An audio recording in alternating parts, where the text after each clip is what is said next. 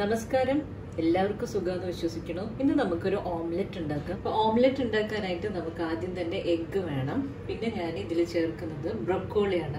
കുറച്ച് ബ്രൊക്കോളി നമുക്ക് ചെറുതായിട്ടൊന്ന് പൊടിയായി അരിഞ്ഞെടുക്കണം. അപ്പോൾ ബ്രൊക്കോളി എങ്ങനെ ക്ലീൻ ആക്കണേ എന്നുള്ളത് ഞാൻ ഇതിന് മുമ്പുള്ളൊരു വീഡിയോ ഇട്ടിട്ടുണ്ട്. പിന്നെ ക്യാപ്സിക്കത്തിൻ്റെ ഒരു ചെറിയ പീസ് നമുക്ക് ചെറുതായിട്ടൊന്ന് അരിഞ്ഞെടുക്കാം. ഒരു കളറിന് വേണ്ടിയിട്ട് ഞാൻ ചേർത്തുന്നേ ഉള്ളൂ കേട്ടോ. പിന്നെ ഒരു സവാള, ഒരു ചെറിയ കഷ്ണം ക്യാരറ്റ്, പിന്നെ കറിവേപ്പില, 2 പച്ചമുളക്, ഇതെല്ലാം നമുക്ക് പൊടിയായിട്ടൊന്ന് അരിഞ്ഞെടുക്കണം. ഇനി നമുക്ക് ആവശ്യത്തിനുള്ള എഗ്ഗ് എടുക്കാം.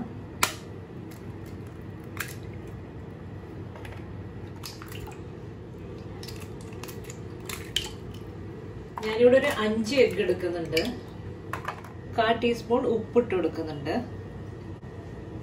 നന്നായിട്ട് എഗ്ഗ് ഒന്ന് അടിച്ചെടുക്കാം.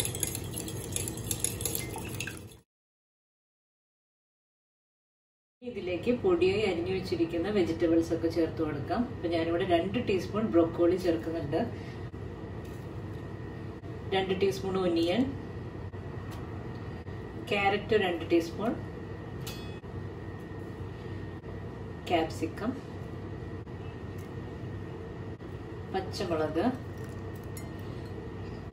കുറച്ച് കറിവേപ്പില പൊട്ടിച്ചിടുന്നുണ്ട്, 1/4 ടീസ്പൂൺ ഇഞ്ചി പൊടിയായി അരിഞ്ഞത് ചേർക്കുന്നുണ്ട്, 1/4 ടീസ്പൂൺ പെപ്പർ പൗഡർ. നന്നായിട്ട് മിക്സ് ചെയ്തെടുക്കാം.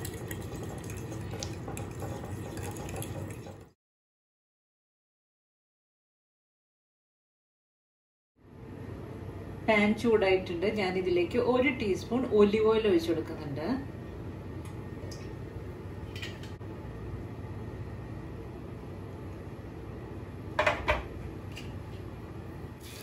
എഗ്ഗിന്റെ കൂട്ടിയിലേക്ക് ഒഴിച്ചു കൊടുക്കാം.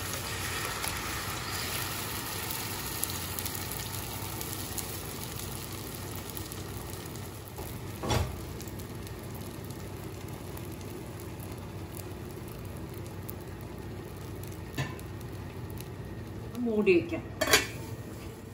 2 സെക്കൻഡ് നമ്മളിത് അടച്ചു വെച്ചിരുന്നു. ഒന്ന് തുറന്നു നോക്കാം.